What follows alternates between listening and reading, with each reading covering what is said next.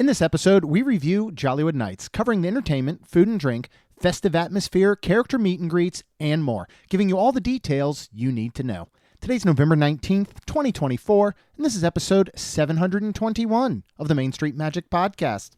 Jeremy and Rhonda are more than a little fond of Disney World, so they made this podcast to share it all with you. Reports and resorts, top 10 lists of all sorts, Main Street Magic's bringing it home for you. Hello and welcome to another episode of Main Street Magic. I am your host, Jeremy Stein, and as always, I'm joined by my lovely wife, Rhonda. Hey guys! Make sure you check us out on the web at mainstmagic.com, as well as follow us on Facebook, Twitter, and Instagram at mainstmagic, and on TikTok at MSM Podcast. If you want to be part of the community and join the conversation, in addition to live streams from the parks and our weekly live show, head to Facebook and search for the Main Street Magic community and ask to join. And don't forget to hit the subscribe button so you can get brand new episodes every Tuesday and Friday.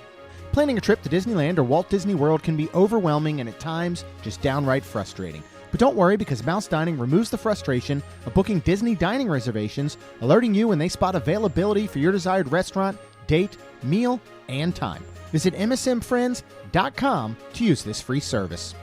Ready for your next bucket list trip? Our trusted partner, MEI-Travel, will handle the planning so you can focus on the memories. They offer free vacation planning services and have nearly 20 years of experience creating memorable vacations. Visit mainstmagic.com/travel for a fee-free, no-obligation quote today.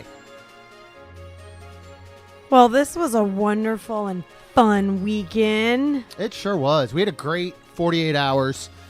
We are back home, and we're going to take all of the weekend's content into 2 episodes this week. So today's we'll focus on Jollywood, right? Yes. So we're because we want to get out that out there because we know people have tickets still, or Yep. maybe they're looking to buy tickets because there are still tickets available for many of them. Yes. So our night was not sold out. I started to say, speaking of that, there were signs walking up that there was tickets still available. Yeah. So we'll cover that today. And then in the next episode on Friday, we will talk about the rest of the weekend, which will include lunch at Cake Bake Shop. It will include, believe it or not, 3 bridges, but there is a new item on the menu that we went to have. So we will discuss that. A couple little treats. The Home 2 over at Flamingo Crossing. We're going to talk about not only the Home 2, but just kind of updates to that area in general and everything that's happening over in that Flamingo Crossing area. So, you know, as always, hopefully you're already subscribed. If not, hit that button so you can make sure you hear all that info. But today's Jollywood Nights, Rhonda. Yes. Are you excited to talk about this one? I am. I really am. I am too. This is one I was like, in my head was kind of starting to play out my side of the episode as we drove home. Oh. And I was getting really excited about talking about this because we went last year, and maybe anyone who wasn't around last year to listen or whatever, why don't you just do a brief overview of last year and our thoughts last year, exactly right? what I was thinking. Because we said it a lot last night to every person we encountered who said, have you ever gone to Jollywood Nights? And then we said this. Yeah, it was super funny because I did talk to the lady last night that we were on the first night, and this was the first night of last year, the first ever Jollywood Nights at Hollywood Studios. And I mean, just like with anything you ever do, first you learn. You build a house, you learn. You buy a car, you learn. Anything you ever do, you learn. And Disney had to learn. Yes, they did. And they did a lot of learning, and I feel like they did a very good job this year. Yeah, last year's especially that first night just was rough. There were long lines. The check-in process was rough, getting food, everything. It wasn't a great first night. It got better as last year went on, and by the end of it, it was certainly improved, but I think people were still a little leery for this year. They brought it back. They have added some things that we'll talk about. They've changed a few things that obviously we'll talk about.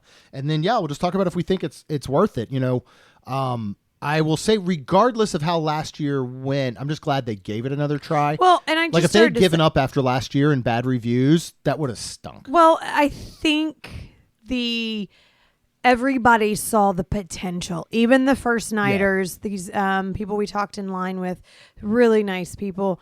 from New York, but annual pass holders, and they went on the first day last year, and they again saw the potential. Yeah. So, and then again, and we said it. If you go back and listen to that review episode, I mean, we were honestly some of the few that came out of it saying, "Oh yeah, yes, there were some bad points, and this was a rough night, but we see potential. We see how good this can get and be, and we can't wait for it to hopefully come back next year." And so we were glad that it did. So let's talk about it. Yeah, so let's talk about, so this is going to run on select nights, and these are, I think overall, it's maybe like 11 nights total between November and December. Far less nights than you can get for a Mickey's Very Merry Christmas Party. Right.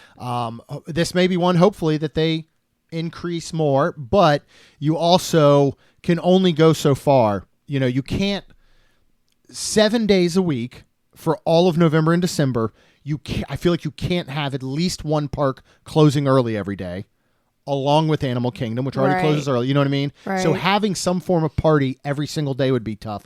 You obviously can't have them on the same days. Right. You can't close Magic Kingdom and Hollywood Studios early on the same day. So, you know, we'll see if it ends up being more like the Christmas party, which is about 3 days a week. Maybe this bumps up to that. This is around 2 days a week. So maybe they'll add another one. It'd be great to see if they do that moving forward.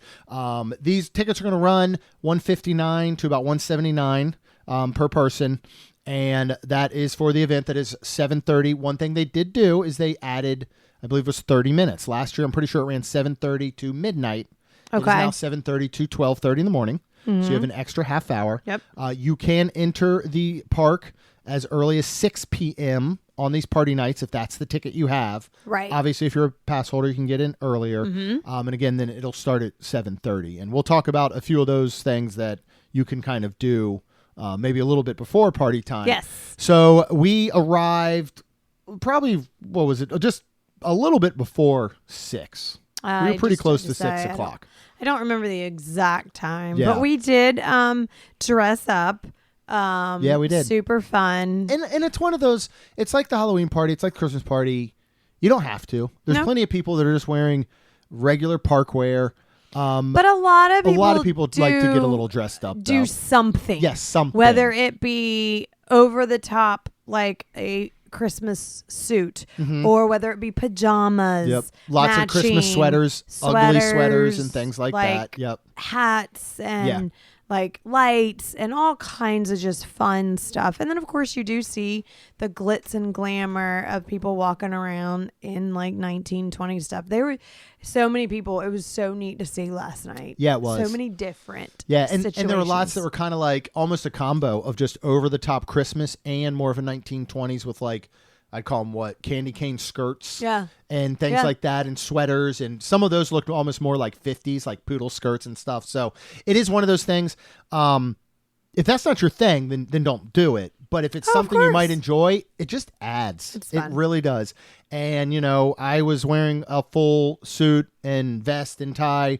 Rhonda had a beautiful dress and was wearing a little like fedora hat.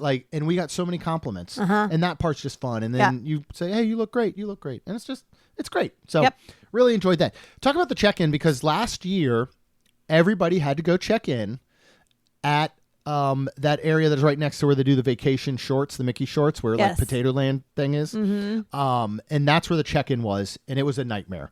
The lines were super long. They had some photo stuff in there as soon as you got your lanyard, which then just backed up lines even more as people waited for photos. So they've updated it this year. They did, and it's very similar to Mickey's Very Merry Christmas or Halloween over at Magic Kingdom, where there is a whole section of the event check-in where they scan your magic band, and then you go through and you get a wristband, and then you go. I really liked the lanyards last year just because they're collectible. That's one thing. There's a few things I would change. Now that I think about it, that would be neat. But they're moving to these bands for everything. I like the wristbands. So you like the wristbands I do. better? They are a lot better when you're doing things like rides and just not having it get in your way. Yeah. But you will need to, pretty much all of the night, make sure that you can show that wristband. Yeah, because they will ask. They're doing a wonderful job of getting people Yep. out of there at park close. They did. And making sure they can't even hang around. I mean, you literally would have to stand at the crossroads as soon as you walk into the park for 5 hours. I don't know that you'd be able to make it past there. Yeah. If you were a day guest. Yeah. You know what I mean? So even if you had hung out in the park all day. So that part was great. So continue with check-in. Yeah, so they once you go through the turnstiles, then you and you get your band. You go towards the right, where you can rent strollers and the bathrooms. Yeah. And down that street, they open doors just like Magic Kingdom, and you go around. And they had some Hollywood Jollywood Nights signs, and you could take some pictures. When we were there, it was dark, and they had some cast members out welcoming and everything, and taking pictures with your phone, not with anything. We never went back after. Yeah, there was going to be a photo pass there later, which is, you know, I don't regret much about things we did or didn't do. No. I wish we had gone back for that photo from a photo pass, only because it is in front of this giant neon light. Yeah, it was cool. And when you just have a cast member who's just grabbing your phone and taking a quick photo, they're just not going to come out well. That neon is going to get blurry. It's going to wash you out. But I'm guessing if you go back and got a photo pass, it would probably be like a lot nicer. Probably. One thing I loved about the cast members working this thing, and for most of the ones that are walking around, managers, things like that, they got to dress.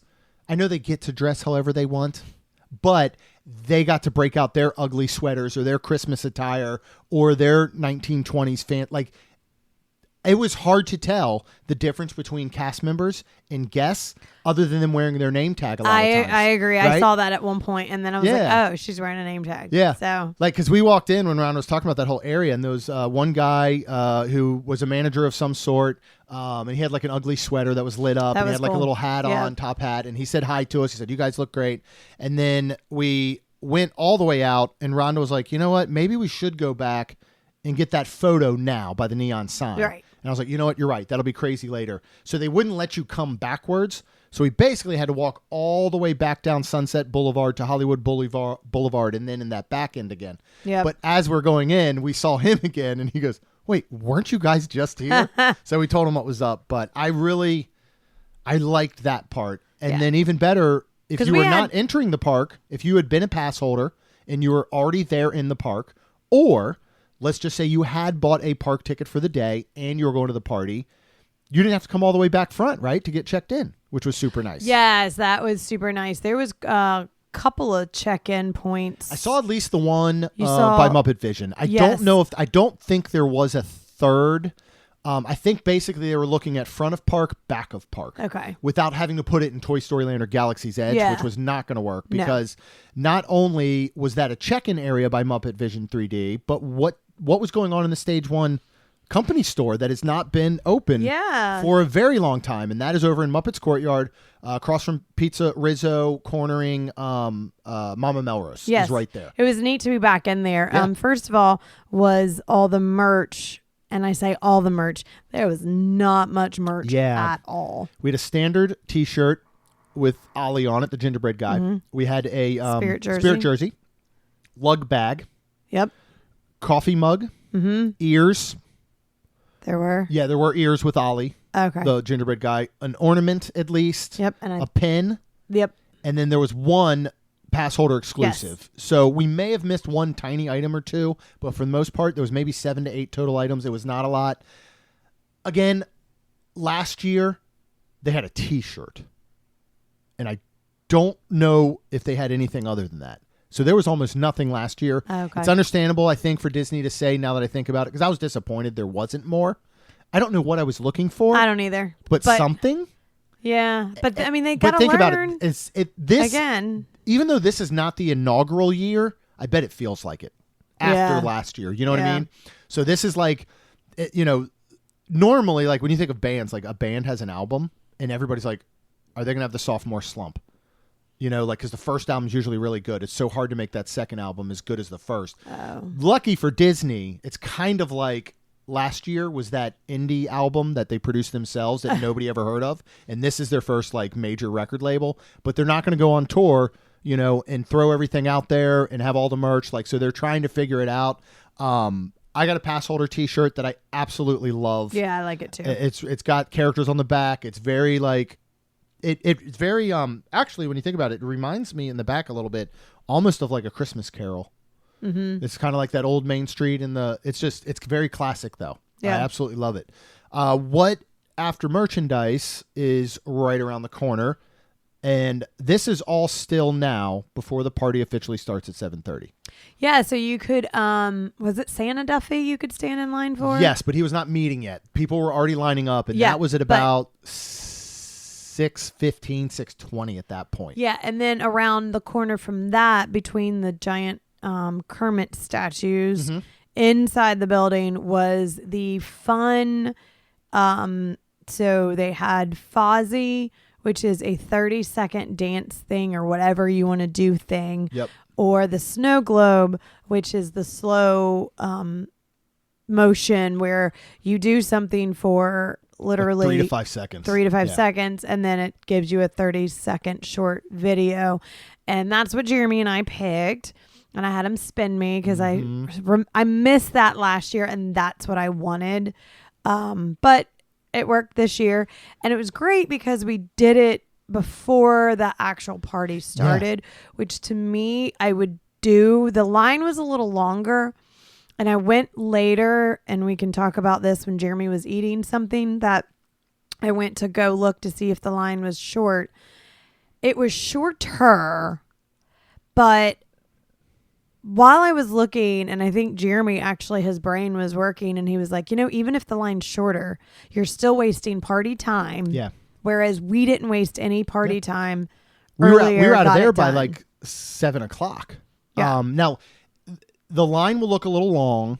Even if it looks a little short, it does take time. It does. They have props. If you want to use props, you might not get it right on your first try. Some of them are 30 seconds long of people just coming up and dancing. But and doing not only that, they're practicing. Yeah. Like we did 2 practice twirls. Right. And they have, was she a hype woman? She was amazing. This cast member, it was British, right? I think her so. accent was British, because I was trying to figure, at first I thought maybe Australian, but I was like, no, it's definitely British. Maybe Australian. I don't know. But anyways, this tall, gorgeous bombshell British woman. She was beautiful. She was so funny though, because she was like, "Oh, I love your outfits." And she goes, rock and roll, or something like that. Yeah. I was just laughing, and but she was so cool, and she was like, but she was the one like almost like a choreographer. Yeah, she was. So she was like, "All right, here's what you want to do. Here's some, do you want to use these props?" So it was just so cool. And this camera is on this gigantic robotic arm. Yeah. So as you're dancing, it is, if you have a group, it's moving side to side, front and back. As Rhonda and I are doing the twirl and the spin, it's doing slight moves to kind of follow our moves. So it was really just super cool. And they'll show up right in My Disney Experience with your photo pass. So that was awesome. So what I think we'll do, and we'll kind of talk about the order that we did things in, but we're also going to just kind of cover in general, because there's lots of things to do here. And I do think that you want to accomplish as much as possible that is special, obviously, to this event. We can talk real quick about rides, because most of the attractions are open, and most of the attractions have much shorter wait times. Yes, we actually did ride some rides. We rode Mania, Swirling Saucers. We did Star Tours. We did Mickey and Minnie's Runaway. And Swirling Saucers. Yes, that's Swirling Did you Saucers. say that? Yep. Oh. And then I think we did those 4. We did them pretty leisurely, where we could fit in, and we did not wait more than 15 minutes for any of them. Correct. So I'll look real quick, because I actually did some screen recordings just to see the times at certain times. So I did the first one at 10:30, which was about the time that we were looking at, hey, do we want to go ahead and do some rides? Saucers was a walk-on, for example. If you go down, you can look at Mickey and Minnie's was 15 minutes. Millennium Falcon was 10. Muppet Vision 10. Rock and Roller 15. Slinky Dog only at 45. You had 50 for Rise of Resistant. Walk-on for Tower and like 15 for, I think there was one other, but 11:30, almost the exact same wait times for everything. 10 minutes for Mickey and Minnie's. Rock and Roller Coaster was still 15 at that point. Slinky Dog was a 10-minute wait at 11:30 at night, and Rise of Resistance was only 25 minutes standby. So there's definitely an opportunity to ride some rides. We always feel that if you want to do that, you should look at the actual after hours. Yes. That's their purpose. Correct. There's some included food and drink and stuff like that, some popcorn and ice cream bars and sodas, so that's cool. But there's not a bunch of specialty stuff you have to focus on. You're there to ride rides and shorter lines. Correct. There's so much to do here. Right. I think you fit in rides where you can, which is the way that we did them. We did them Correct. between a show or between snacks or whatever it may be, right? And it worked out pretty well. Yes. So let's talk about the shows. And what we did first, right at 7:30 as the party was starting, we'll talk about food in the end because we're going to go through the entertainment and kind of our night there. Then we'll double back and kind of squeeze the food in, I think will be the best way to do it. Instead of us, again, just trying to recount every moment of the night as it went. But prior to 7:30, when the party officially starts, some of the food booths and drink booths will open. So, for example, we were able to go to and get the specific pass holder frozen coffee, cold brew, before the party was officially started. We lined up at Fairfax Fair to get one of the turkey and gravy popovers. We were done with that, and it was still like 7 o'clock or so. So you can get some of those things done prior to official party start. Same thing like we said, the merch, the photos. That way you're not taking party time to do them. Right. So at 7:30, and this will happen at 7:30, 8:10, 8:50, 9:30, 10:30, 11:10, and 11:50 is the Twilight Soiree at the Tip Top Club. This is not at the Tip Top. It is at the courtyard of the Tower of Terror. And it has unwind in style at this swinging soiree while a live band performs holiday tunes. And then there are some specialty beverages and stuff down there. Yes. What do you think? Is this kicking off the night, cute. right? It's super cute. I love the songs and how pretty everything was. Yeah. And she was a fantastic singer. Dan was and great. it was just great. They had a dance floor open. They did. They actually have two people there that are dancing to kind of help people get involved or that will dance with you, Yeah, or like, themselves. I saw. Yeah, which I thought was like I'm not a dancer. Let's just say you were like, I want to get out and dance. That'd be fun.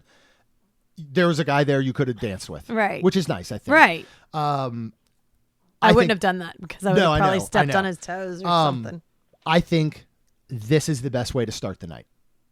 I agree because then too you're standing in the line for the alcoholic drinks that this year came with a cute Jollywood night. I believe it was plastic. Yeah, the I'm plastic sure, champagne flutes. but champagne flutes that you could keep, and it was super cute. And you know, it's going to be crowded there at 7:30. Yes, because a lot of people are starting there. But I think it's the perfect kickoff to what this event is.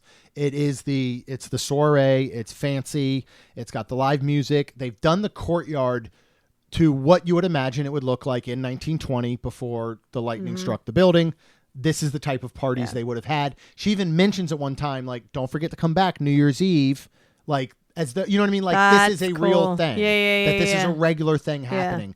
And it's just, you know, and there are people gathered around. There are some people dancing. There's people walking around with champagne glasses and these sparkly drinks and Jollywood Night champagne glasses. I just think it's such a cool start. I agree. And you can catch what's happening on stage and watching people dance while you're in line 100% to go ahead and get your beverages. Because it's not actually at the Joffrey's cart. There are two giant doors right there on the back end of the courtyard as you exit the gift shop on the left as you were coming out of the gift shop that they open up, and then they have dual bars set up on either side, and then it splits into two lines. But it moves pretty quick because they're prepping drinks so that somebody just has, it's all that's there. Order, hand, go. Right. I think it's a perfect start. Yep. I So agree. we did that, and then the next thing we wanted to check out was Glisten, which is the new ice skating show on the center stage there right in front of the Chinese Theater. Yep. This is going to happen every Jollywood Nights at 8:15, 9:15, 10:30, 11:15, and 12:15 a.m. So taking the grace and skill of international champion skaters as they soar to original songs and fresh takes on Disney favorites. So we caught the 8:15. So Yes, we 7:30 Twilight Soiree, 8:15 Glisten. Yep. If you want to have a seated spot in Glisten, so this is a raised stage that they're skating on top of. In the direct center in front of the stage, and this used to be where they had the old Star Wars setup. Remember when they did the March of the First Order, and they had that big screen behind them, that Yes. LED screen? Yes. And everybody would march up onto the stage and shoot fireworks and all that stuff. This Yes. is where it is, where Yes. that used to be. I remember that. And so if you get in the direct area as it goes out from there, you can sit down pretty much. Everybody was seated there. They had it taped off. Yep. It was kind of like a outdoor little pavilion area kind of that you would chill in, like you were in the lawn at a concert, right? Yes. On the sides where we were, which still can get you a great view, you will need to be standing. And there's going to be some rope areas, but we were like second back, and you still have a good view.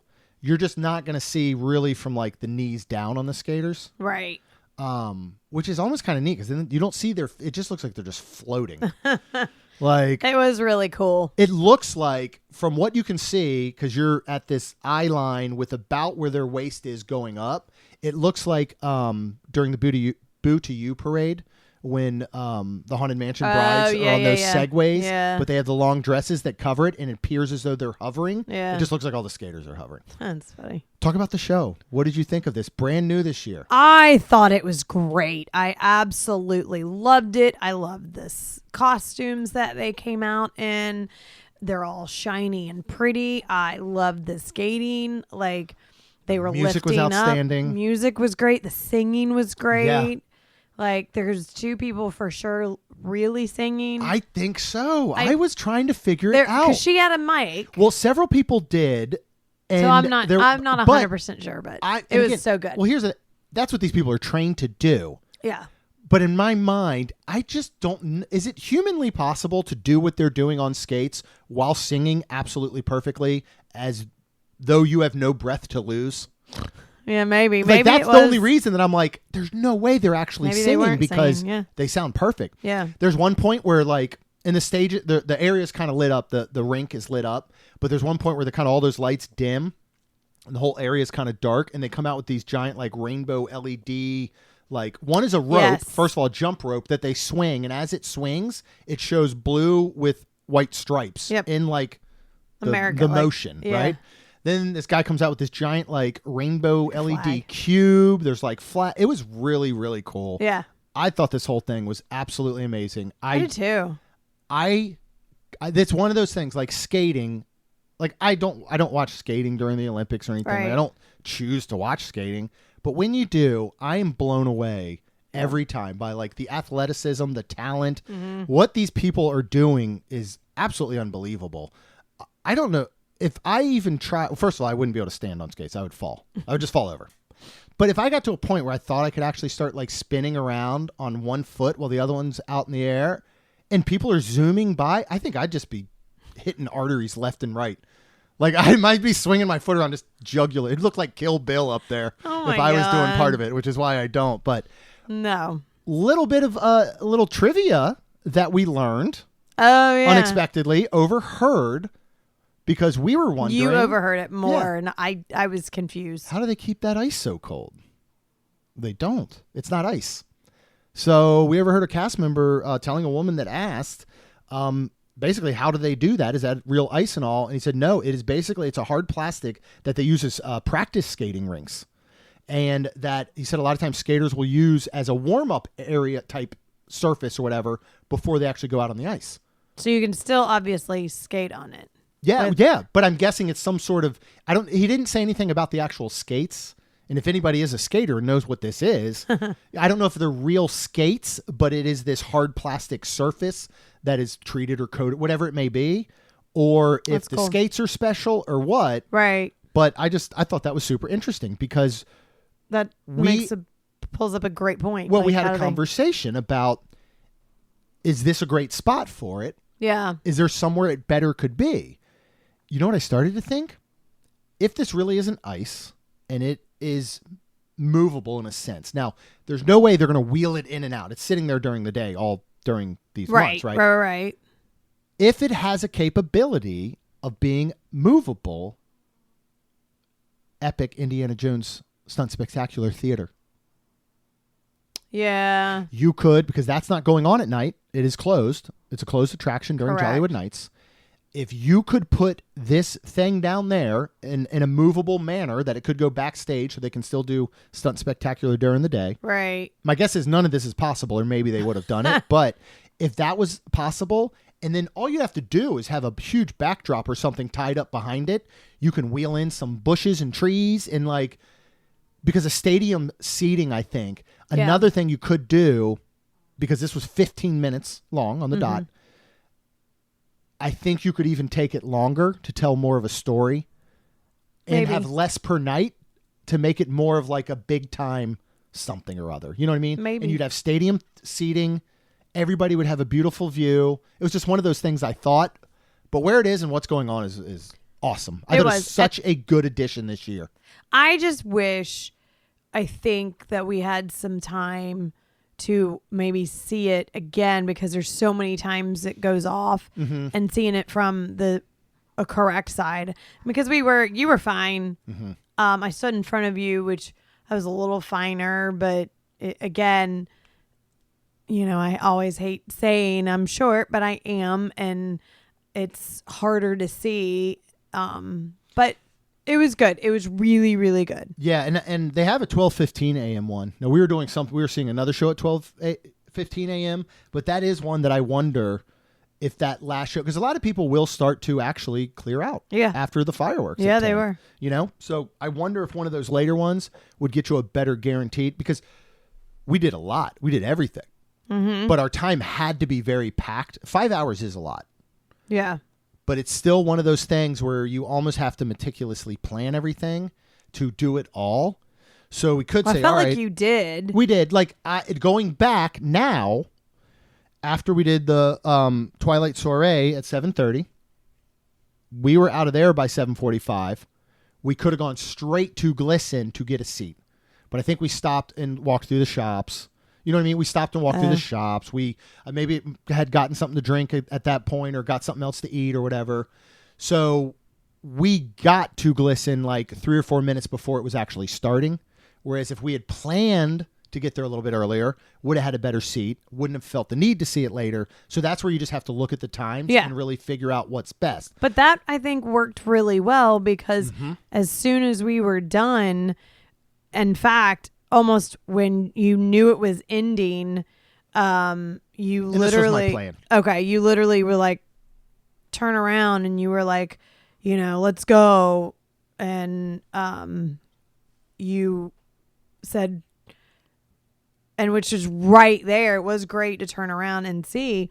But the movie theater, or not the movie theater, the Hyperion Theater, which has Frozen in it. Yeah. Turns to What's This? Tim Burton's Nightmare Before Christmas sing-along. Yeah. So... Yeah, and that was 8:30. And I started to say their times 7:30, 8:30, 9:30, 11:30, and 12:30, which, I love that. Yeah. And we got in. So what happened? This was the only thing, and it was fine. It didn't truly matter, but we technically missed a few minutes of the beginning of What's This because of its start time at 8:30 and Glisten ending at 8:30. We had to rush right over there, along with several other people that were doing the same thing, right? Yeah, actually, I think they were. So when they did, they stopped us because I guess the Jack comes out and it needs to be complete dark, and they don't have they don't have the doors open. They're not like, so as soon as that happened, then they let us in and we're like, go. Like, they were funny, like, I know, they were like, go. Yeah, like we were getting ready to storm the beaches at Normandy. It was crazy. I was like, oh, and then they were like, fill in all the available seats. And this was where there was quite a few people behind us. So I wasn't going to leave a seat. Yeah. I just sat closer to Jeremy. Yeah. But that was great to get that done. And then it's awesome. It's so good. It's like Frozen sing along. Yeah. So they take 4 songs from Nightmare Before Christmas. There is kind of a little bit of a stage show, a quiet stage show, and it tells a story of this dream and, you know, these two people. And so it's very cool. If you're a Nightmare fan, it is 1,000% worth it. Yes. If you're not, I still think it's worth finding the time to do it, to see the Jack Skellington. If you have not been to the Halloween party, because Jack does come over from the Halloween party to participate in Jollywood Nights. It is well worth seeing, I think, for that. And Oogie Boogie comes out and just in that atmosphere, and it's Snopes and all that. So I think it is very cool for that. Yeah. And then after that, we only had one more entertainment thing left, correct? Yeah, I mean, really, the main thing that we had, we had two left after that, which was Jingle Bell, Jingle Band. Oh, yeah, sorry. Which is 10 p.m. nightly only. Yes. And then the Disney Holidays in Hollywood. A couple other things that you can check out.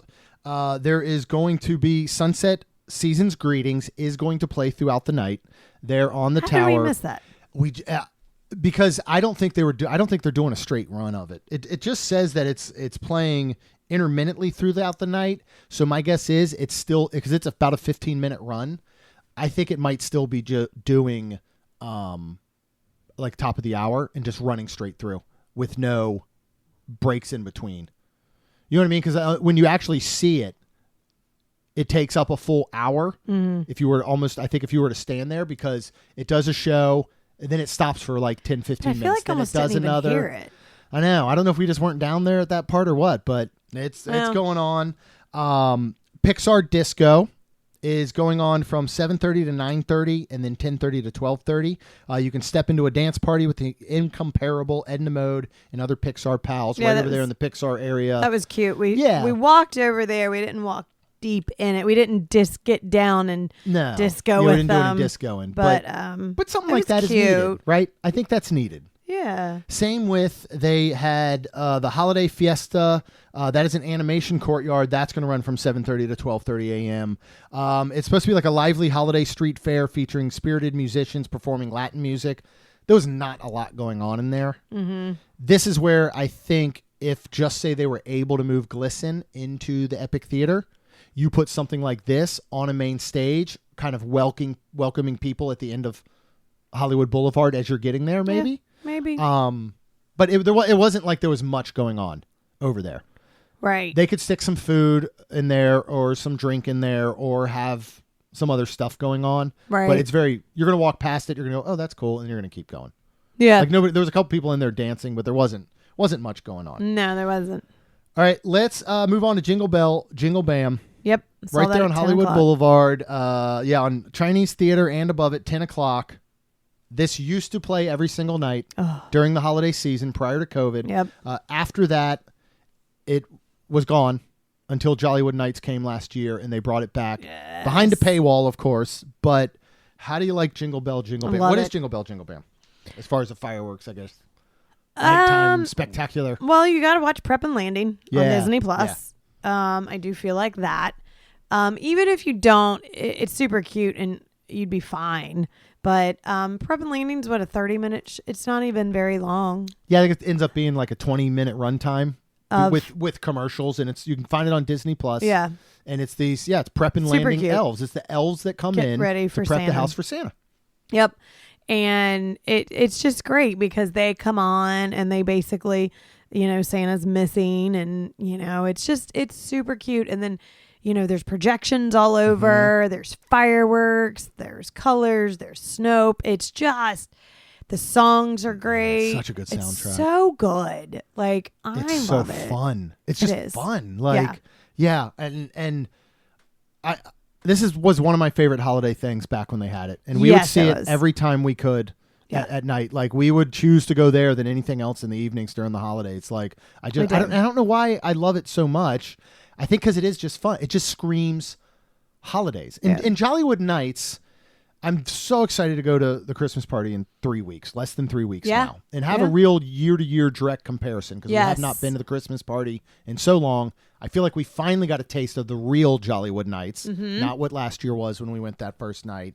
So but still, you can't compare them as apples to apples. I know that. Right. Because of the style. And I feel like Jollywood's is much more of like a party feel, like I don't know how to explain it. Like classic Christmas versus party Christmas. Does that make sense? Like, it doesn't, does it? I don't know how to explain it. There's a different energy. Well, yeah. I mean, because... And that's based on the park. That's based on the offerings. That's based on the way people are dressed. That's based on the fact there are less children at Jollywood Nights, even though I think it's perfectly fine for kids to go. And I think there is stuff kids could enjoy there. And we can sum up that in the ending. But yeah, I just love this show more than anything. I started to say, where are you going with all that? I don't know. I was just trying to compare the difference. Because by the means of comparison of what's in it, it doesn't even get close to what they can do at Magic Kingdom with the castle and the fireworks and the music and Main Street. Shows there are always going to be better than what they can do on the Chinese theater and all that. But there's just this energy to it that I love so much that I think it makes it a much better show to me than it actually is on paper. Does that make more sense? Okay, maybe. You know, like it's so much fun. I love it more than anything. But it's really neat because they keep where the they tape it off, and if you can, the best place is to get on the second. What would you call it? The second half, the backside. Okay, yeah, they're taping out a walkway. There you go. And if you're thinking, if just say you are facing the Chinese theater, you want to be on the side where the walkway would be in front of you, basically. Yeah, the tape is right in front of you. Nobody's going to be in front of you. Correct. So it's a great spot, and we were just one back from that. Yep. We got there about 9:40, and I would get there no later than 9:45 for a decent enough spot because it really, really does start to fill in. Yeah. And you could find yourself much further back. Yep. You know, it's up on the theater. There's lasers in the air. There's fireworks in the sky. In reality, there's not a true bad spot. Yeah. But it doesn't hurt. We did find that is the best place to be. Yeah, and we've always done that for any sort of nighttime show there. All right, let's finish off with the entertainment offerings, and let's talk about the Disney Holidays in Hollywood over in the Theater of the Stars. This is nightly from 8:15. 8:15, 9:15, 11:15, and 12:15 a.m. This is a 25-minute show. Behold a star-studded holiday extravaganza hosted by Kermit the Frog and Miss Piggy. Plus, music and dancing with appearances from Mickey Mouse, Minnie Mouse, Tiana, and Belle. This is where I'm very, very excited to start some conversation. Because we have very differing opinions on this. Because I think this is the best thing that they do at Jollywood Really? Nights. Talk your thoughts. And talk to it from two perspectives. One, you don't really care for the Muppets. I don't. And half of the featured Muppets are one that I don't particularly care for in Miss Piggy. Yeah, but I it's don't... not a strictly Muppets show. I know. They're the hosts. That I know, and that's the hard part. I think I just wish that they weren't. I mean, I like Kermit. I always have. If you don't like Kermit, like I can't even imagine. You probably don't like you don't like kids. You probably punch kittens. No, I don't. I bet you. No, you don't because you like Kermit. But if there is a human being who does not like Kermit the Frog, okay, they punch kittens. No, anyways, the point is that I don't know. Maybe I was tired because by the time we were done, we were walking out at 12:40. Yes. And I did nap. I got a small nap. That's right. I did nap yesterday. You did. But we went hard. We did. I mean, we did. So, and I was getting tired and sitting down. I think that's just the part I don't like is the Miss Piggy and the Kermit, like the Muppet part. Yeah. I loved everything else. Yeah. I love seeing Minnie and Mickey. I loved Tiana was great. Yeah. Belle was great. In her Christmas dress. Yes. And right? So it's the same one they did there's a Christmas Beauty and the Beast movie, correct? Direct to VHS? Yeah. And that's the dress. Yes. Okay. And it's just funny because I think that's probably my main, because I even like the other singers that sing and like all that. Yeah. I think unfortunately they could just take the Muppets out and have other hosts. I'm not sure who. Sure. No, you could. I just think it's perfect. I think they changed it a little bit from last year, if you remember. Last year, so here's what it is. Now, neither Rhonda nor myself were alive in the 50s or like 60s. This is what this is. This is your family in the 50s There's going to be this variety Christmas show hosted by these Muppets. You know, that the whole family, you have to gather around the TV on Sunday night at 8 p.m. because it's the only time it plays. You don't have DVR and YouTube and streaming, right? Right. And you gather around the TV, and it's like a couple days before Christmas, and this is what your family watches. This variety show is the feeling that it has. We just happen to be there in the live audience. Right. Last year they had, I swear they did, maybe I'm wrong, they had a commercial aspect where in between sets they actually dimmed the lights and did a playover of like a commercial as though that's the commercial that was playing for the people watching at home. I could have completely made that up, but I'm pretty sure that's what they did. I don't remember. I just think it's perfect. I think it is holidays. Like, sitting there just feels like Christmas. Good. It is so wonderful. We said in the previews, when we were previewing all the holidays, including Jollywood Nights, we thought it was the one thing you could miss. I think it's the one thing you should not miss in all of the night at Jollywood's. Why don't you rank between what's this? Because these are more of the shows. We're not going to count like the Soiree Club and the little dancing stuff. But between what's this, Holidays in Hollywood, Glisten, and Jingle Bell Jingle Bam, rank those 4. Start with your least favorite, which I'm guessing is the Holidays in Hollywood. Yeah, okay. Unfortunately. What would you put at third then? As far, again, these are like Rhonda's pick. People say, what can I not miss? You go, all right. So obviously, if they had to cut one thing out, they could cut out, in your opinion, Holidays in Hollywood. What if they had to cut 2 things out?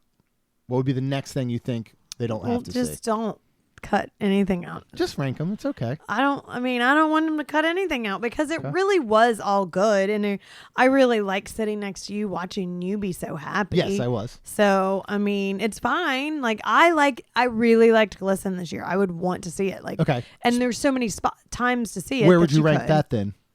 Out of the 4 things. Jingle Bell, Jingle Bam, probably number 1. Just because number 1 for you? Okay. Because of all the okay. things in the past. Yep. What's the second can't miss thing out of those 4 then that you would tell people? Would it be Glisten or what's this for you? What's this?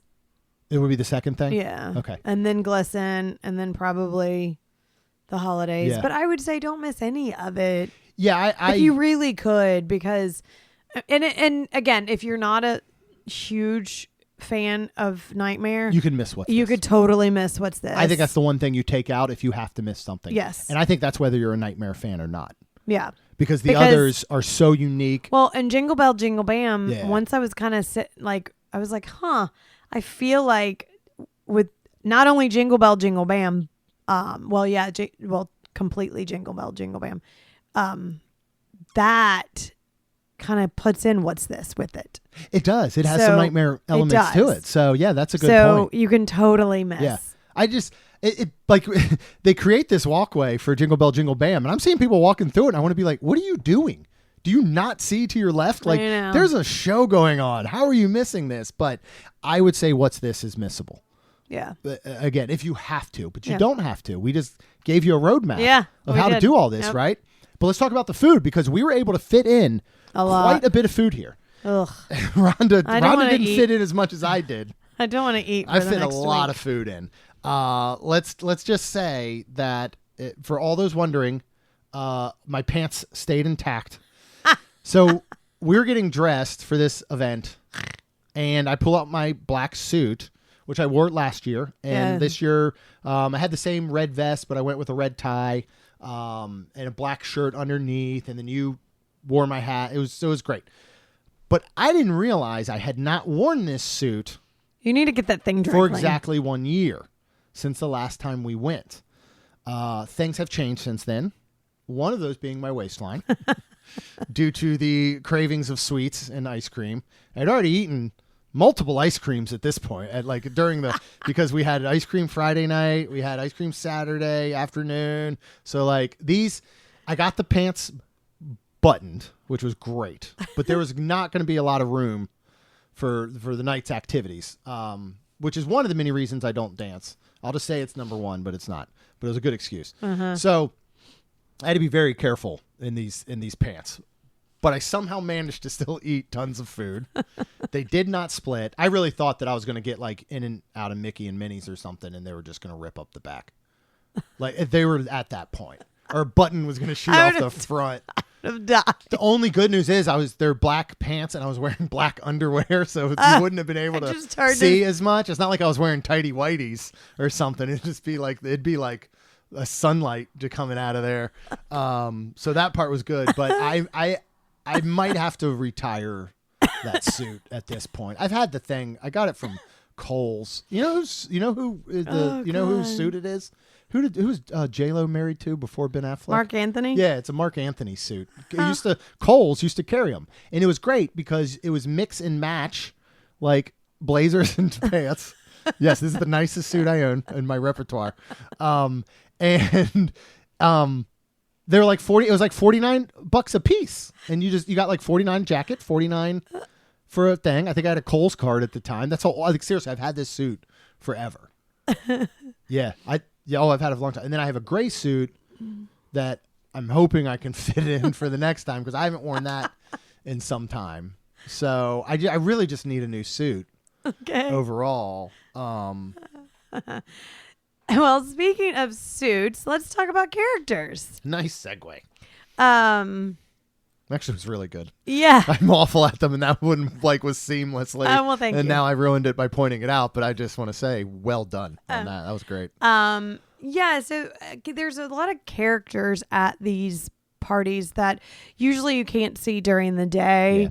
Yeah. The rides don't ever usually differ, and when we say differ, like Mickey's Runaway Railway was Mickey's Runaway Railway. There was no overlay or something. Whereas some, like at Magic Kingdom, of course, you have the overlays. But the characters are what you will not see unless sometimes you pay for specific things. Yeah. So this is one of those things that when you're working into your schedule, if characters are important to you, correct, you do want to fit them in. Which one was particular? Yes, and we'll get Rhonda, to that in a minute. And Rhonda's going to go through the characters that are available and talk about where they're at and all. Well, she'll talk about the one character we did see. Walking around and seeing the other ones, these will have sometimes a little bit longer wait times. It appeared there's no real posted time, but of course you can see everything in the open, so you can see how long the queues are. Correct. They appeared to get shorter as the night went on. I agree. Yep. And that's the thing. That's one of the reasons I like doing the shows on the early end, because a lot of people will go put their focus on the characters and the rides, right, and figure they'll catch the shows later. Yeah. The shows have seats, like a certain amount of seats no matter what. You know what I mean? Like you're going to get into the shows. Like I don't think one's ever going to be at capacity. And so that you can get into one of those. The wait time isn't going to change. That wait time could fluctuate for characters all night. Yeah. So you might want to look at waiting until a little bit later and knock those shows and stuff out the way that we did. Yeah. So all the characters that were around, there's a lot of them around Echo Lake, and we walked around that lake quite a few times. So they were all in the open. You had Phineas and Ferb, and when I say saw, like you could see them interacting and stuff, and it was really neat. Not like a Moana at Animal Kingdom, where you see an entrance and she's meeting hidden. Correct. Like a lot of these, or Mickey and Friends even now, and a lot of them are indoors. You can't see them. Yeah. So we saw Max's Power Line. We saw Pinocchio or Jiminy Cricket, and we actually saw both of them. They are swapping. When she says "and," right, that means they're like, except for Phineas and Ferb, they are meeting together. No, when I say or, I'm sorry. Yeah. Phineas and Ferb were there together. Gotcha. Pinocchio or Jiminy Cricket, Chip and Dale was the Rescue Rangers. Baloo or King Louie, which I saw Baloo. Jeremy saw both of them. Yeah, King Louie was out when we were rushing from Star Tours to get to Theater of the Stars. Yeah. So I don't think you looked over, and there are people around them, but did see both of them at one point. Yeah. So it was really cool. And then the last one that was around, that says around Echo Lake, is Santa Stitch. So, of course, I wanted to see him. And that was really, honestly, the only one I cared to see. So I had to ask because he wasn't visible. Well, the cast member told me that basically, if you know where Olaf meets, which it's Celebrity Spotlight. So she Yes, said it's in in Celebrity between the Spot by the bath, and I was like, where bathrooms Olaf and- meets? Yep. She goes, that's exactly where it is. Perfect. I Yep. know where that is. So, like Jeremy said earlier, speaking of the times, like, you could see the cues. Well, of course, at Olaf, they have a time. So we were walking up and it said 55 minutes. Now this was 11. This was around 11:30-ish because I wanted to do the 12:15. Correct. I don't know what it's called, so that's why I just keep calling it Kermit and Miss Piggy show over at Theater of the Stars. My apologies. We said it a million times and it still didn't sit in my brain. So if this really was going to be like 55 minutes or close, then I knew this was the last thing we were going to get to do that night, which means we wouldn't have gone to see the show. But I knew that this was your number one thing all night to do. Yeah, because I kept asking about it. And everything else had been, Jeremy, where are we going? Where are we going? Where are we going? But you want it, so I was like, I don't care if we miss the show. I don't we are doing this, even if it's 55 minutes, even though as I read that and say it again, it makes me sick to my stomach that we chanced such a thing. But it worked out really, really well. Well, so bravo to our perfect planning. We're walking up and I'm like, 55, this is where and my brain's going, this is where Olaf meets. And there's not too much inside, but the queue outside. So I asked the guy and he goes, I was just called, it's 40. And I'm like, okay. So we're possibly going to wait 40 minutes. And I'm like, yeah, it's Stitch. I want to. It's Santa Stitch. It's not just Stitch. It's Santa Stitch. Yeah. So it was crazy because Jeremy goes, well, not unless maybe he's on a 20-minute break. And, you know, here I'm like, and then 20-minute break, he's inside. Like, I know. So anyways, it was just super funny because did you count, were we in and out within? We were in and out within 15 minutes. Yeah. And that was like pictures taken, exiting. Yep. But it was so great. It was wonderful. Loved it. I love Santa Stitch. Yeah. As you are in a small hallway, they'll let in a certain amount of the time. Yep. You're in a small hallway. You can't see into where the character is, and the people are getting the photos, with the character. All you can see is like a cast member kind of counting people off. But every single time, then Stitch would stick his head around the corner, super cute, and kind of pop out and surprise you, which was awesome. Yeah, so if you do have one that you just have to meet, the only other one I really would have loved to have met was Phineas and Ferb, because our whole family loves that show, and they used to meet at Hollywood Studios down there in what's now Grand Avenue, and we saw them years and years and years ago. Yeah. When was it Phineas or Ferb got down on one knee? One of them, with I the don't photo remember. with you. Yeah. So, It was but who super else cute. do we have? Well, so you have, of course, Minnie and Mickey. That's at Commissionary Lane. Grand Avenue, you have Mary Poppins, who we saw. Mm-hmm. And it says friends from. And so when we were leaving, we saw Mary Poppins. Mm-hmm. I'm not sure else who was there. I would guess Bert. Yeah. Santa Duffy. We never saw Santa Duffy, but... He was indoors, I believe, in that set. Was he that indoors? Was the line. That's why? Yeah, okay. I think because that was the line by Mama Melrose and Stage One Company. Because I didn't see. And that is that is one that is very, very popular. It was. I will say he's going to be most popular. Max Goofy as Powerline is always very, very popular. Phineas and Ferb are probably the number one most popular that had the longest line all night. I agree. So also Clarice or Scrooge McDuck, which I saw both of them, which was really cool. I would not know the character Clarice if she I wouldn't have either, but walked up and kicked me in the shins.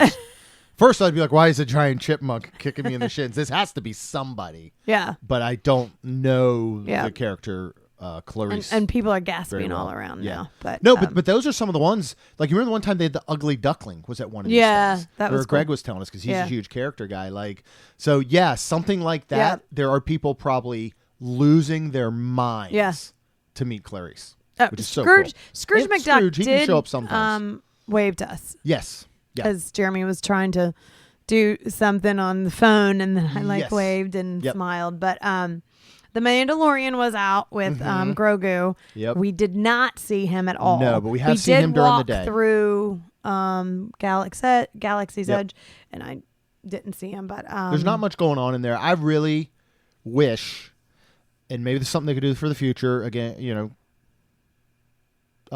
listen up to these ideas that we have.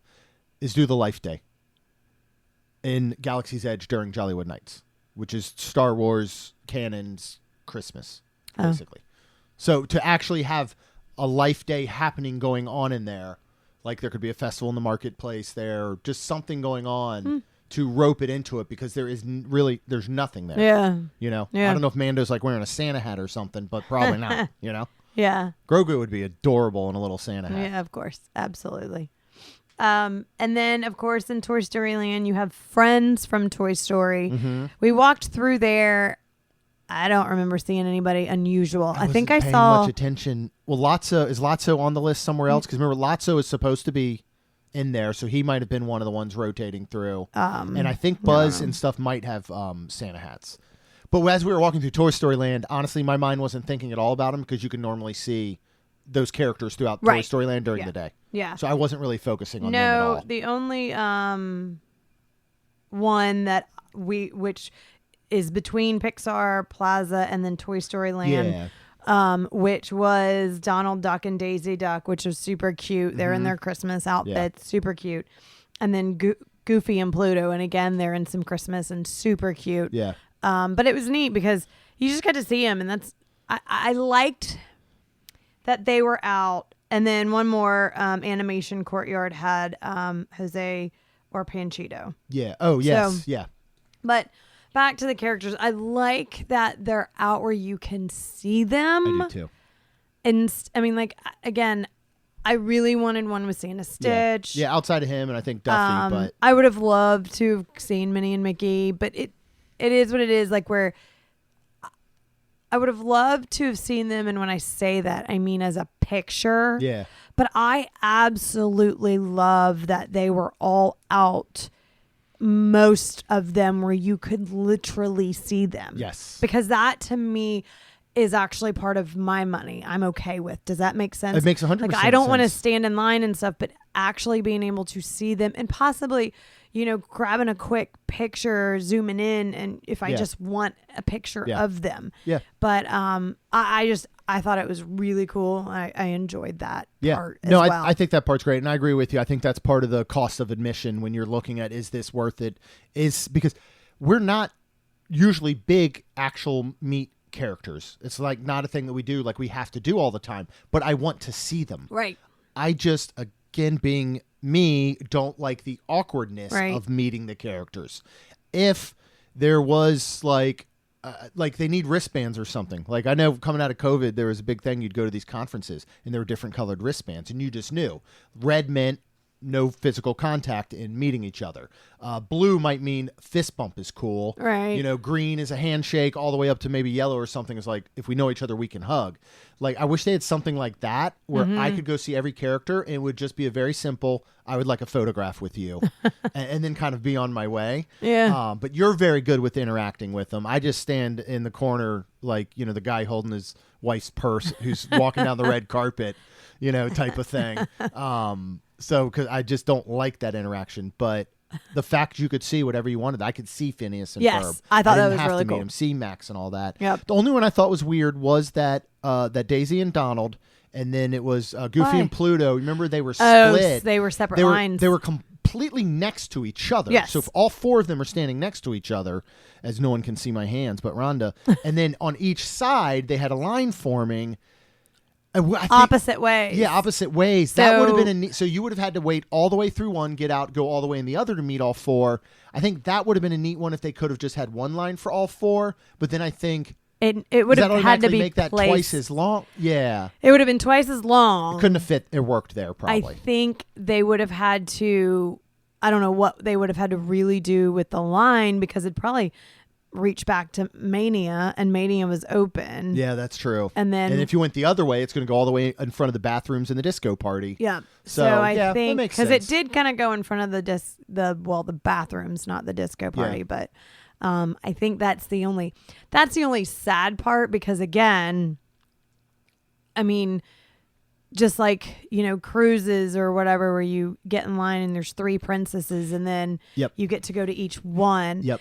That, I mean, I like that. I did too. I think if they could figure out a way to do this that way, if they're going to still would put be them super like cool. that Yes, next correct. to each other. Yeah. Yep. So, I think that would have because been everything else was pretty good and spread apart. neat. It'd be like Mickey and Friends. Yeah. You get to go in there, you get to bam, bam, bam, meet 3, 4 Yep. all in a row, separately, but at once. Mm-hmm. You know, you don't have to wait 3 separate times or anything like that. But awesome job again on the characters and everything they brought out. So cool. And the wait times, while not posted, I bet they were topping out maybe at 30 for like a Phineas and Ferb, but most of them were not too bad at all. All right, let's talk food though, because it did not ruin my suit, which was great. All right. So Fairfax Fair is what we did first. Yes. And that was one that we lined up, I want to say like 6:20, 6:30. And they had started somewhere between 6:30 and 7. Yeah. They were starting to serve food. We'll talk about the items we got because we've already covered all the menus. Yes. What item did we opt for? So Jeremy told me to pick, and it's holiday turkey popover or just the sides popover. I was thinking, I don't like my food touching near anyways.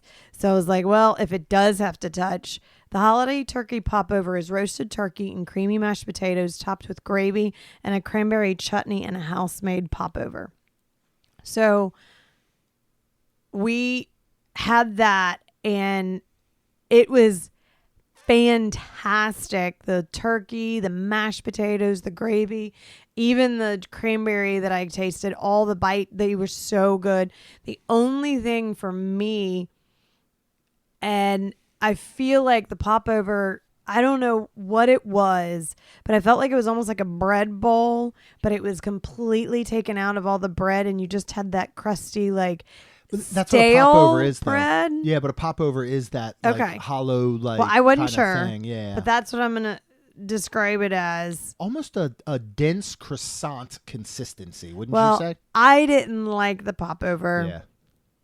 Yeah. I even tried to take a bite with the mashed potatoes and everything. I didn't like it, but I mean, the price was worth not even eating that to me and eating all the mashed potatoes and gravy. Yeah, I loved it. I loved it all. The popover, when I did mix it with the gravy, I did like it. Yeah. But yeah, by itself, it was just dry, and it was like a very dense croissant. I almost felt like. And it almost seemed a little overcooked. But turkey was tender and great. Mm-hmm. Gravy was flavorful. Mashed potatoes, there were tons of them. It was so creamy. Mm-hmm. Yeah, the cranberry chutney. You know, I think I said this was Liberty Tree Tavern. Yeah, yep, you did. Like, if you were to walk by Liberty Tree Tavern and they're like, hey, today we're just giving you a sample, a flavor of what this place is like to see if you'd want to do more. And they gave you mashed potatoes, turkey. Yeah. And because it's the exact same stuff they're serving in there. Yeah. And same thing if they're doing over at the American Pavilion for Festival of the Holidays, at the food kiosk there. They're doing like a Thanksgiving Christmas meal, and it has all these same items. Yeah. So you can get this all over property, and it's perfect. All right, let's move on to the Tip Top Club at the Hollywood Tower Hotel, because in addition to those 2 specialty alcoholic beverages that they have with the little souvenir glass, they do have a sparkling apple cider, which is non-alcoholic, and then they've got like Michel Brut and Prosecco. Mm-hmm. But what is their specialty non-alcoholic beverage? It's a sparkling pomegranate apple cider. It's pomegranate green tea topped with sparkling apple cider. And this was fantastic. Very good. Yeah. I mean, the sparkling apple cider is where I got most of the flavors. It tasted like Christmas. It did. I remember saying that. Yeah. The one I'm having right now is winter punch, but sparkling ice, the drinks, have this whole winter pack that we got from Costco. Yep. And one of them in there is an apple cider. Yeah. And to me, it reminded me very much of this. Yeah, it did. Just in a bottle form. So if you want to know what this tastes like, see if you can find that sparkling ice apple cider. And honestly, it's pretty much the same. Yeah. We did not sit down at Jazzy Holidays at the Hollywood Brown Derby this year.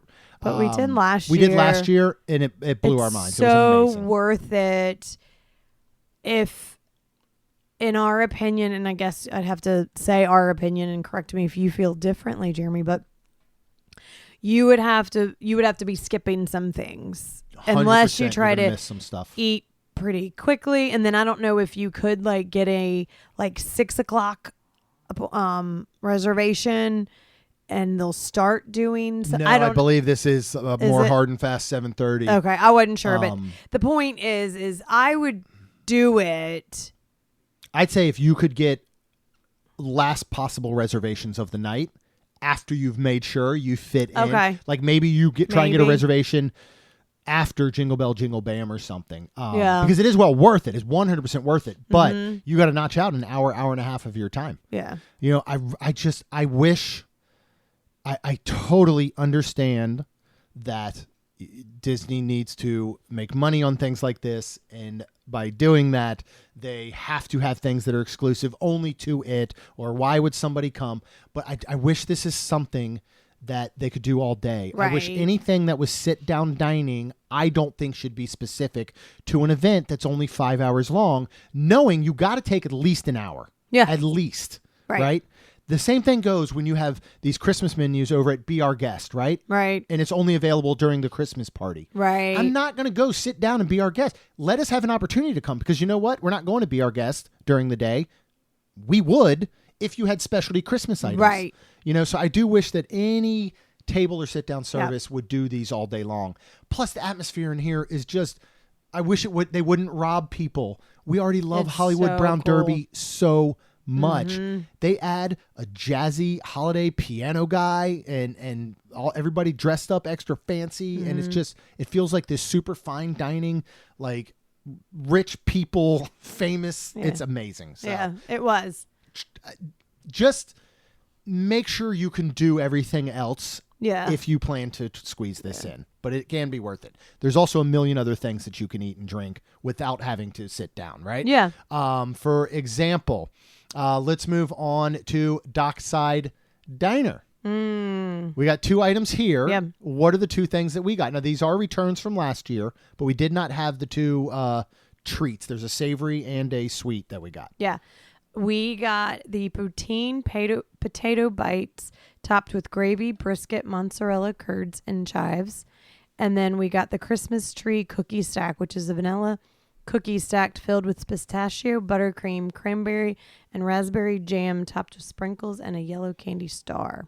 Let's start savory with the poutine, the potato barrel poutine. Yeah, this was fantastic. I think poutine needs to be with the potato barrels from now on. Oh my goodness. Because they just, it's like they don't get real soggy real quick. Like they hold the crunch a lot Yeah, better, don't they they, on the do. outside? They really do.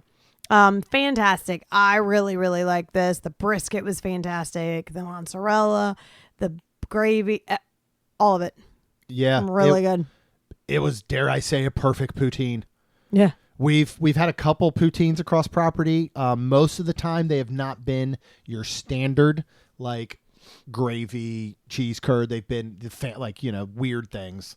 You know, like the Thanksgiving poutines, and that one that had shrimp scampi. And we did a specialty one over at the poutine place, the Daily Poutine at Disney Springs. This is perfect. It's the best poutine that I've had on property, I think. I love it, and if this was a daily item, I would get it again and again. I wonder if they're taking that day's brisket from Roundup Rodeo.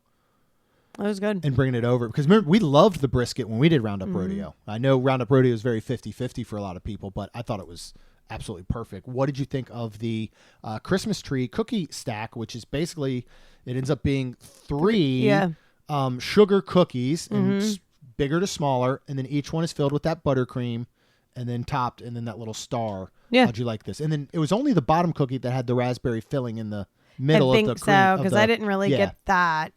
The raspberry and cranberry jam. But I thought it was really good. I don't feel like I got pistachio I didn't get any. buttercream. Like this, like it fact, was very faint if it was. Yeah, I posted a picture of it out on Twitter, and someone said they didn't try it that night, but did you taste the pistachio? And I said, I didn't know it had pistachio until you just said right. that. And then I went back and I was like, it sure did. Yeah. I didn't get any pistachio. Yeah. Which could be good for people that don't like pistachio. You know what I mean? Right. We happen to like it. Correct. But, so take our like thought, I guess, with a grain of salt, because we do like it. Yes. So it could be that we wouldn't notice it as much. Right. So if you don't like it, I don't know what to say. Like if it had been mustard buttercream, Lordy, I'd have found that one out real quick. I'd have known. And I had some questions for a couple folks there. This was so dang good. Yeah, it was. And I think we're going to say this for every other sweet treat we talk about. And I feel lately, we've been saying this for a while, right? Disney finally got to a point where they were actually making these things taste good instead of just look good. Yep. I still think they went from this looks really good and is very Instagram worthy, but it doesn't taste that great. Yeah. Then they went from this looks really good, Instagram worthy. It tastes really good, but it's so rich and so sweet.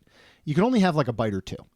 I think they finally got the balance in a lot of these treats, because looking at this thing, you should be like, this is going to send me straight into a sugar coma. Like, this is going to be so rich. It's going to be, and I didn't feel like it. Yep. And it was delicious. Yes, and it was. we ate the whole thing. Yes, we even did. though we did not want to, because it's a lot, because it's thick. Yeah. Oh man, that's one I could have gone back and got, or we should have, because put it in one of our Tupperware containers we didn't bring that we told everyone. We should have, because you were going to get the Sandy Claus dark hot chocolate, topped with cherry whipped cream, but and I know we did not get it. It was coming in a plastic, it was cute, black mug, because it had a handle. And then it had like this bright red whipped cream on top, and it looked super cool. And I'm sad we missed out on that one. The other thing I really wanted to do, ABC Commissary. They had a cauliflower taco and this burra taco. But honestly, just we ate a lot and we didn't get around to it. I'm super duper disappointed in myself for just forgetting about it and overlooking stopping there to get the Taco Bout a holiday cookie, which was that cranberry cheesecake filled chocolate cookies. They're dipped in cranberry white chocolate, topped with pistachio whipped cream, gold crispy pearls, chocolate holly leaf decor, and holiday sprinkles. It's new, and it looks like this tiny little taco. Yeah, it is pretty. So ABC's the only thing, and I made a pretty extensive list of stuff we wanted to knock out. ABC's the only one we didn't get to. Mm-hmm. And it just didn't work out in our favor. Baseline does have macaroni and cheese croquettes that were new this year. We didn't get a chance to try those. That. This is one of those things, because they still have the charcuterie cup like they always have, and they're basically taking the board and putting it into a cup, and they have the Bavarian pretzel with the beer cheese fondue and all. Maybe this is one that could stay on the menu during the day, since they got rid of the steak puff. Mm-hmm. That would be pretty cool. So then we could try it. Yeah. We did stop. This was so random and so unneeded for us to stop here and pick this up, because we had just come from Pizza Rizzo's. We were full. We were headed to get other food. But you said, as we walked by Ice Cold Hydraulics, don't they have some sort of specialty brownie? And I said, let's check it out. Yeah. So what did we get? They have a Duffy brownie, which is a... Makes sense now, right? Does. We don't always read these as we're ordering them, obviously. Coca-Cola fudge-filled cherry white chocolate chip brownie covered in Coca-Cola buttercream and caramel chocolate Duffy. I don't feel like I really got a strong Coca-Cola, but the brownie fudge, I did get cherry compote. Like, now that I think about it, cherry compote. Like, yeah, like a cherry compote. Oh my god, like a cherry pie filling, like a canned cherry pie filling. Yeah, it was good. It was really good. And it was the biggest it was dessert a very big, of the night. It was very huge, large. Huge. We couldn't finish it. I wanted to. It was that good. It had this white chocolate paw on top. That was super tasty. Good. This was, and again, it was caramel chocolate. Rich. It wasn't white. Oh, caramel chocolate. It was so rich without being so rich. Like, I don't know how they're really finding a good balance. I loved it. Like, it's another one to be like, we haven't stopped it. We haven't had anything from here yet during the day. Right. Now I really want to go try some of the stuff. All right. Oh, what did I get at Pizza Rizzo? Because you were not going to eat here. I was full. They had something I wanted to eat, and they also had a beverage that we had to get. Yes. I was so full. He actually almost got two things from here, which one was the meatball and polenta, which is a giant meatball with marinara, and then on creamy I wish I had gotten that. Cheese polenta, which I probably would have tried to taste. Did you see him sitting up there, though? Yeah. It didn't look. It just looked like it looks like exactly what it says. Yeah. A giant meatball with marinara and some polenta. But they looked like they'd been up in a hot window for a minute. They might have been. And there were several of them. That's why I think, and I didn't see them hand any to anybody when we were standing there waiting on what we got. Yeah. Well, if you'd have gotten that, I would have tasted it. But he did not. He went ahead and got the Italian beef sandwich. This is sliced beef, sweet and spicy peppers, a Barilla sweet and spicy pepper pesto served with a side of au jus dipping sauce, which is new. Mm-hmm. I was like, I don't even want to bite. I am still so like, I don't know if it was my dress too being so tight. I just was like, I'm so full. I need to walk around more. But what'd you think? I'm going I am here we go, guys. I am just lobbing softballs to Diamaro and crew right now with these ideas. Pizza Rizzo, it's got a fan base, but it also has a lot of people that think it's awful and they think the pizza's awful, and there's not people ever in there. You put this thing on the menu regularly with a side of fries, people will be coming in here. Trust me. It's outstanding. If you've been to Portillo's, this tastes a lot like Portillo's. I don't want to say it. Possibly slightly better. The difference is the beef on this one seemed more like it was hand cut or hand shaved because they were a little bit thicker as opposed to Portillo's, which is that much kind of almost like a little bit thinner, like deli. What were they calling it? Au jus? Yeah, this beef au jus, or like consomme, I guess you would call it, is very peppery and it's very rich and kind of thick. So it does have some kick to it, like a good peppery kick, but it's super flavorful. The meat was so tender, and then it has. Is it too spicy though? It definitely has spice. I didn't taste it. It definitely has spice. So it was probably too spicy for me. But a different spice. It's a peppery spice, not a like hot sauce spice. I guess I should have tasted it, guys. Yeah. I apologize. But it also had jalapenos in there with the sweet and spicy pepper, like pesto, which was, it had thick peppers and stuff. This thing was absolutely outstanding. Well, it was about a 4-inch piece, and it was wrapped in the wrap, or the what is it? The wax paper and everything. Are you happy paper. I didn't take a bite? Kinda, yeah. Like, I mean, if you served this, but instead of a half, the whole side of fries, you could sell this thing for $16.99 at Pizza Rizzo as a quick service, and people will come for this thing. Trust me. Okay. We did also get the cranberry fizz, which is cranberry juice, Sprite, wild cherry syrup, and house-made rosemary simple syrup with a lime. This is non-alcoholic and it's new, and I thought it was very, very good. It was. I loved it. I really, really enjoyed this, and they have it alongside this holiday cheer, which has an Aperol aperitif, vodka, Sprite, wild cherry syrup, house-made rosemary simple syrup, orange slice, rosemary sprig. So it really is them saying, here's this alcoholic version. Let's do what we can to make a non-alcoholic version without using any sort of zero-proof spirit. And we will talk about one of those in a little bit. Yes. But there's two things that I want to have on hand for the rest of our holiday season here. Mm-hmm. One is cranberry juice. Mm-hmm. Two is I want to make some rosemary simple syrup. Okay. Because you can add that to so many different little things. Can we get the rosemary tree from Costco? Let's do that then, and then we can take some of that off and infuse some simple syrup with it. And like, you can add those two to most any other beverage, I feel like, and it's going to be good. I mean, shoot, put those two in a Coke. You know, Sprite, which is basically what they're doing here. Those two things are Christmas, and this was such a. It was really good. This really tasted like you go to a holiday party, and there's a giant punch bowl that's been made for everybody to enjoy. And there is a kid's size or non-alcoholic side, and then maybe there is a spiked side for the adults, or there's a bottle of vodka just sitting next to the punch for you to add your own. It's exactly what it tastes like. They do have buffalo chicken spring rolls over at the market. You almost got those. I almost got those too in passing. Lord of mercy. But they do have these. Sometimes they have had them at the Adventureland spring roll cart, and we have had the buffalo chicken spring rolls there, and they are quite good. Yeah, I mean, it's buffalo chicken dip in a spring roll. They're not be alike. All right, various lounges, outdoor vending locations.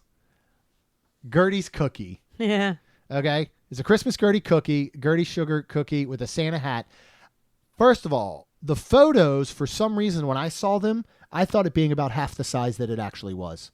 It was much larger than I thought, right? Yeah. How'd you like it? What was it? It really? Was it's exactly what it says. Yeah. A sugar cookie with a Santa hat. It was with the icing, and it was really good. I enjoyed it. A great sugar cookie. Perfect. Yeah. Perfect sugar cookie. Jeremy said it best last night and said that they should be giving these away. Yeah. I think so too. Yeah, and we'll talk a little bit about things that we wish we would see when we wrap up. So don't forget that one, because that's going to fall into place. Yep. And I had already forgot that I mentioned that, because I do think that is fair. Have different areas set up. at these different various lounges and outdoor vending locations. So these are going to be at a lot of the permanent ones. For example, I can't remember the name of it. It's next to Epic Eats outside of Indiana Jones. It's going to be there. There's another location. We got it at a pop-up style bar. Oh, it is at the Brown Derby Lounge walk-up bar. We got it at like a pop-up bar right there outside of Animation Courtyard. But I did see it at a few other areas around. What is it? It is their true take on a zero proof cocktail. Yeah, so they have 2 drinks here, and this was last year's. We'll talk about this real quick, which was the Sugar Cookie Martini, which is Stoli vodka, Bailey's Original Irish Cream liqueur, Di Serono liqueur mixed with milk, sugar, and topped with the holiday sprinkles, and a little biscotti cookie. I had this last year. It was fantastic. They have it and ready to go, where all they do is sugar the rim, pour it in from this mix, and then put this cookie on top, and it's just that simple. And people are drinking these suckers left and right. I would love to know how many of these sell tonight. But this year, I was super happy for this, and oh my gosh, this was fantastic. So this was a zero proof gingerbread spritzer with Liar's spiced cane non-alcoholic spirit, gingerbread syrup, and club soda garnished with a gingerbread bite. This literally tasted like an alcoholic. Like, I thought he messed up and put spiced rum in it. Seriously. Yeah. This is one, if you got served somewhere, you would be like, no, there's alcohol in here. Seriously. It was really good. Yeah. And that's what that Liar's, that spiced cane is basically like a spiced rum. And it tasted like the holidays. It was a true, like, crafted. I want to make this. Yes, I do too. That's another thing. If we're going to have like, maybe we just do like a simple syrup day. Make a bunch of infused gingerbread would be another ginger. Yeah, it'd have to be gingerbread, not just ginger syrup. What do you do? Get a lot of gingerbread and put it in, soak it up. No, but you would take probably the seasoning or something. I don't know, or like a little. What do they call it? You wrap all the seasonings and stuff in the little bag. It's like the bouquet bag you put in. And Anyway, I've said this too before. Even if you go back to the thing from Pizza Rizzo's, right? The cranberry Sprite thing. A lot of the stuff are non-alcoholic beverages made for everyone, including children. It's great to see these, which are zero proof cocktails that are crafted for adults who don't drink alcohol. Correct. There's a very, very big difference. And they will not sell it to anybody 21 and under. Yes. They cannot sell these or to under people 21, under 21. Yeah. So 21 and over. 21 and older, they will sell you. Yes. 21 and under, no ma'am. Yep. You got to go get the cranberry Sprite. But it is nice to see, because there is a difference. There's a difference between saying, here is a non-alcoholic beverage for everyone, and here's a non-alcoholic beverage for adults, or for adults who no longer drink, or adults who never drank and want to know what the taste is like, whatever it may be. So I hope that more of these we start to see. I will forget next episode. So I do want to mention that it sounds like Rose and Crown is going to be getting Guinness Zero. In addition, they have the Heineken Zero, which means now they would be able to make non-alcoholic half and halves, which would be that Guinness and that Heineken, which would be super cool. So, and even our friend there that we talked to, she's even saying how much they're seeing that trend that we've mentioned. Yep. You know, that trend is going up more and more. So we hope to see that continue to go around, just so everybody can have the things they want. Because I think this made both of us feel good to be able to walk down to the Tip Top Club and get something and be able to stop here and all of that stuff. So bravo there. And our final drink, that it's funny that we're talking about it last, because it was our first drink. Yeah. So the snack cart across from Beverly Sunset Boutique is an annual pass holder exclusive. So it's a frozen espresso martini, or it's a frozen cold brew.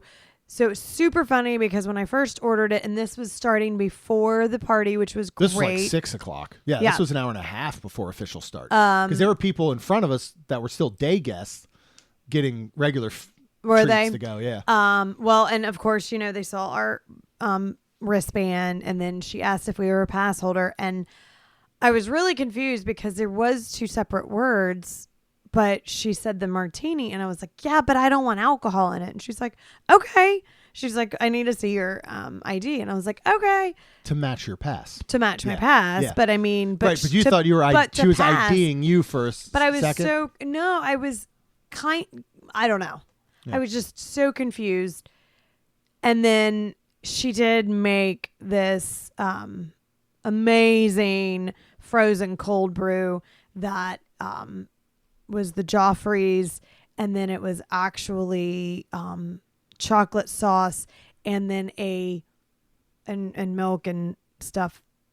Then it was on top a cream cheese foam with chocolate shaving swirls on top. This thing was so rich, but so good. I had a sip or two, and it was. Yeah, I would have. Cream cheese foam was. It was nuts. So good.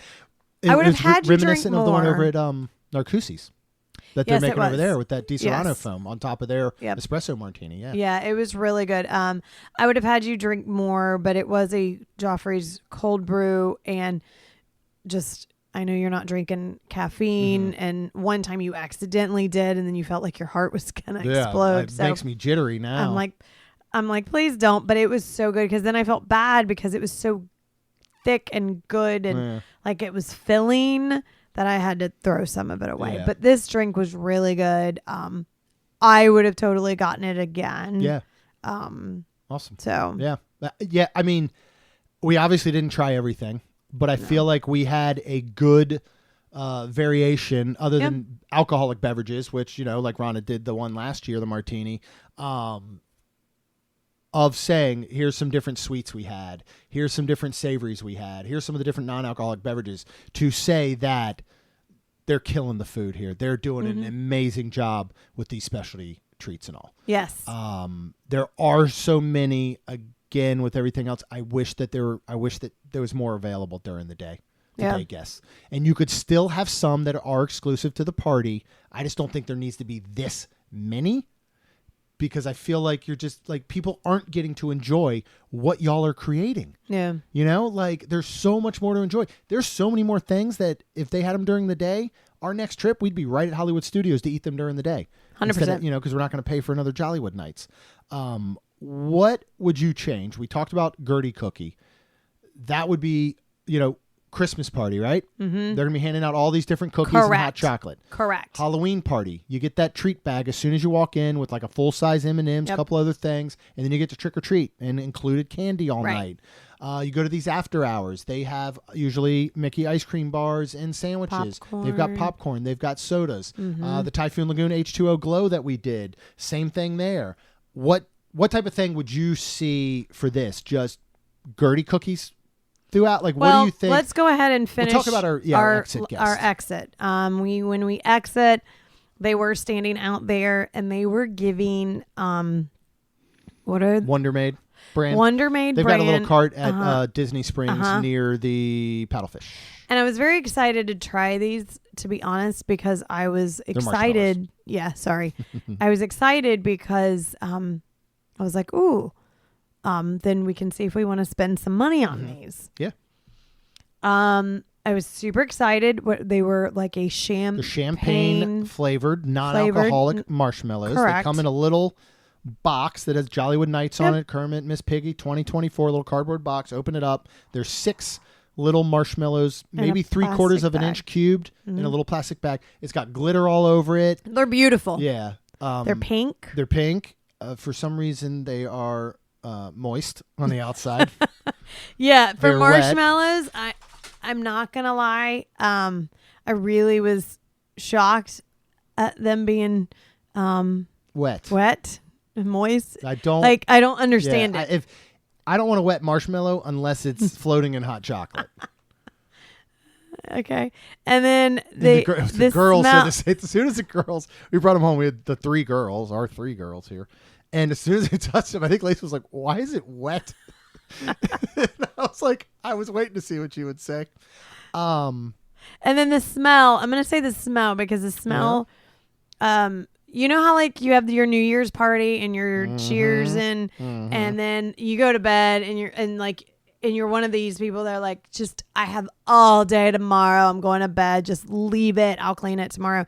And then you're pouring the champagne down the drain and you kind of like smell it where it kind of smells a little old and it's just kind of warm It's exactly what it smells like. The taste, I don't even know how to explain that. It's exactly what it tastes like. You took my whole bit. It's weird. You just took everything I had. I've been working on that for 24 hours. No. Well, no, 12 hours or You whatever. said other things. No, I did not. I said it smells like waking up the day after a party and you have all the leftover. It's cheap beer in the bottle of Solo cups. And it's Seagram's wine coolers and they're leftover. And like you said, that smell that you get from those, it's exactly how these taste. It was just not good. And this isn't like Natty Light. This isn't like good beer. Again, Seagram's. This isn't like, a $40 of wine. This is wine out of a box or something. And like Rhonda said, though, you're pouring it in the drain or you're whatever. That's how it smells. That's how it tastes. And also, did we mention that they were wet? Yeah. So last year they gave these They're wooden. little wooden coasters out. Yeah. So we took one and we glued a little ribbon to it and it hangs on our tree. We could have bought an ornament this year's and I didn't. Yeah. Which is fine. But because I'm glad Jeremy got a shirt. But I don't know. I think with the price and with everything and because you did have, I think because of everything else does things. Mm-hmm. Maybe give out the Gertie cookies. And I don't even know if what else, if they should do some Mickey bars or if they should do some, maybe just popcorn, pick one thing, just popcorn. Yeah. I mean, here's what I wish they could do is I think that if you're going to do those marshmallows, and that's fine. Wonder Maid said, hey. Note to self, we're not buying any. We're not buying any, but I understand it. That should have been an entrance gift, much the way that the bag with that thing of M&Ms is at the Halloween party, for example. There you go. That should have been an entrance gift. Yep. I didn't think there should be the Gertie cookies you could limit it to 3 or 4 spots throughout the park. It doesn't have to be all over the place. It could be minimal spots. Yeah. That you can go and you can get yourself Gertie cookies all night long. They already came in little bags and all. Yep. And then maybe at least with that do something like bottled waters. Yeah. That you could grab and they would hand those out. Then on your exit route, an ornament would be lovely. It needs to be something that is a keepsake. Edible items aren't a keepsake unless you're me and have goldfish on your shelf that have never been opened. Those We're are not keepsake. keeping the ornament. We're not keeping the marshmallows. For the sake, no, I'm not keeping those marshmallows. But even the box is going to end up in the trash. You know what I mean? Of course, 100%. Because that's not even something you could tear off and make an ornament. It's stupid. No. Yeah. Maybe even if it had been a little something that was more keepable as a box that you could, whatever. Just, I think it should, for this amount of money, I do think that in addition to the wonderful entertainment and stuff that you can't get during the day, I think that would just be that little push over the edge. Now, I think the party's 100% worth it without it. I think the price, 100% worth it. Yeah. They're not handing out cookies left and right and all that. They've got all these specialty treats they want to sell. Well, you're figuring out how to do it over at Magic Kingdom because you're still handing out cookies and you're still having specialty treats that are party exclusive and you're still selling them. So maybe you take half of those treats and make them available all day. And then, or whatever it may be, that little bit of extra, especially with, I feel like everything lately with Disney, they have such a target on their back. These are one of those things that I think shows up on the news in a headline that people go, oh, wow. Oh, okay. Disney really did step that one up. They're not nickel and diming you for that. Right. Because once you walk through that door, other than leaving and eating those marshmallows, everything else has to come out of your pocket. That's true. So now again, that's true. I think the price of $179 is worth Glisten and Jingle Bell and Jingle Bam and What's This and the Tip Top Soiree and the Kermit and Piggy whatever. I think the money is still worth that. Yeah. But the fact that you step through that door and you still got to spend more when that's what you've been doing all week, it would just be nice to have a little something extra. You can go to the Christmas party. Yeah, right. you can go to the Christmas party and you can not spend another dime. You can still fill your belly with sweet treats and hot chocolate. And eggnog, and there's different, And I'm pretty positive this year you are getting an ornament on the exit from the Christmas party. So, in the past it's been prints, like, the nice prints, but even those were frameable like in a keepsake at least. Right. So that would really, if they said, I got a survey I'm going to fill out, and I will include that in it. We got the email survey. Mm-hmm. Again, if Josh Giamara was sitting right here where you are, and he said, you can only change one thing, I would say swap edible for actually keepable. That would be the one thing if I could change.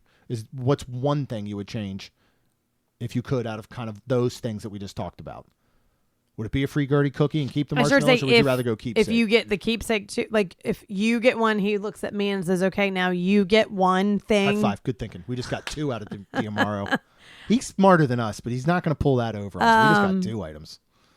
I would probably say, even if it's just popcorn to give away, because around the holidays, it's all sweets. Popcorn's a great idea. That's what it should be. You need something salty, and sometimes that popcorn you can just, and they're giving the small ones away.